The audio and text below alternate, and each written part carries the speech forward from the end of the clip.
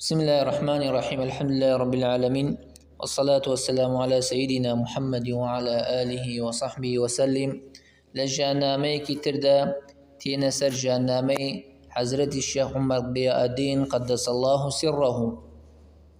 أمزاتا لباش خواناسين ودستي كردوبا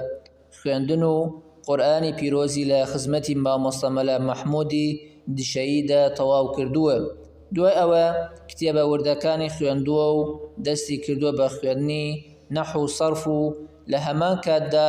لە خزمەتی باوکیدا تەمەسوکی کردووە و تەریقەتی وەرگرتووە و باوکی کار و باری سلوکی ئەوی داوەتە دەست شێخ محەممەد بەهائالدینی برا گەورەی و ئەویش تەربیەتی کردووە هەتا بە تەواوی پێگەیشتووە و ئیجازەی خەلافەتی بۆ نووسیوە و تەسلیمی کردووە. ئەم زاتە لەگەڵ ئەوەدا کە لە تەریقەتدا ئیجازەی هەبووە هەتا شێخ محەممەد بەهائالدین لە ژیاندا بوو بە یاسای موریدی لە خزمەتیدا ڕەفتاری کردووە و پاش ئەوە بە 2 ساڵ واتە لە ساڵی 1301دا لە تەوێڵە گواستوێتیەوە بۆ بیارە و خانووی کردوێتەوە و خەریکی ئیرشادکردن بووە. دوای ئەوە کە لە بیارەدا دانیشتووە و لە نزیکی مزگەوتی دیای بیارەدا خەریکی ئیرشاد و خزمەتی دینی ئیسلام و تامیەی موریدەکان بووە و لە مێژووی ساڵی 1301دا چوو بۆ گەرمیان و خانەقای قزلەباتی کردوێتەوە و لە مێژووی 1303دا خانەقای خانەقینی دروست کردووە و لە ساڵی 1306دا خانەقای شاری کفری کردوێتەوە و لە ساڵی 1307دا خانەقای بیاری کردوێتەوە و قەرارگای ئیرشاد و تەربیەی موریدەکان هاتوۆتەوە خانەقا و مزگەوتی بیارەی بەجێهێشتووە و لە ساڵی 1303دا ناردوێتی بە شوێن مەولانە عەبدولقادری مودەڕیسدا کە لە لای ئەمین و سادات بووە لە دێی کوچک چەرموو لە دەوروبەری شاری سنەدا و هێناوێتی کردوێتی بە مودەڕیس و لە بیارەدا و ژمارەیەکی زۆر تا زیاتر لە 100 قوتابی زانیاری هاتوون بۆ بیارە و بەبوون و نەبوونی ژیاون و دەرزیان خوێندووە و بوون بە زانا و مودەڕیسی و ئیمامەتی بڵاوبوونەتەوە بە کوردستانە و خزمەتی ئاینی ئیسلامیان کردووە و گەلێ زانای گەورە و لە خوێندنگا دەرچوون لەو خوێندنگا دەرچوون وەکو مەلا عەبدولقادری سۆفی و مەلا عەبدوڕەحیمی چروستانی و مەلا عەبدوڵڵای شێخ قادری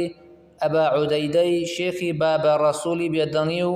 شێخ مستەفای مفتی هەڵەبجەی و شێخ قاسمی قەیسیسی بەغدادی و غەیری ئەمانەش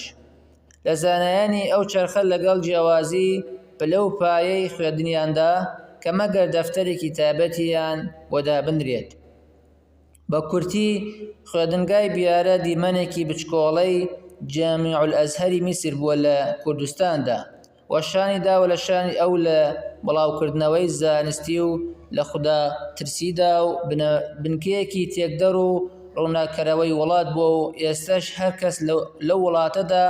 زانا بێ و خزمەتی دین بکە بێگومان پەیوەندی نزیکی دووری بەو خوێندنگەوە هەیە.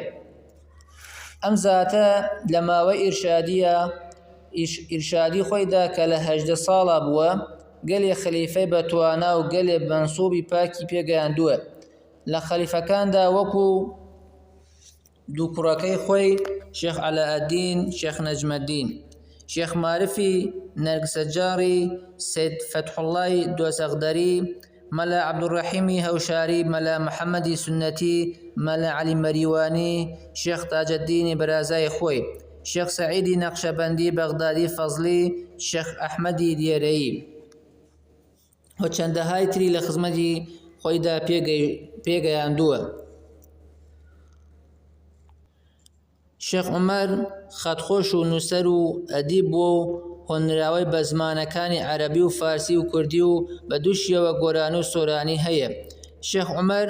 9 کوڕی بووە: محیەدین، عەلادین، نەجمەدین، نیزامەدین، سەعدەدین، ئەنوەر، جەمیل، کامیل، تائیب. لە مەولا باسی هەندێکیان دەکەین ئینشاءالله. شێخ عومەر دڵیادین لە مانگی شەواری ساڵی 1318 کۆچیدا لە بیارە کۆچی دوای کردووە ڕەحمەتی خوای لێ بێ و دەرەجاتی عالی بێ. ئەمەش کورتێک بوو لە ژیانی ئەو شێخە گەورەیە.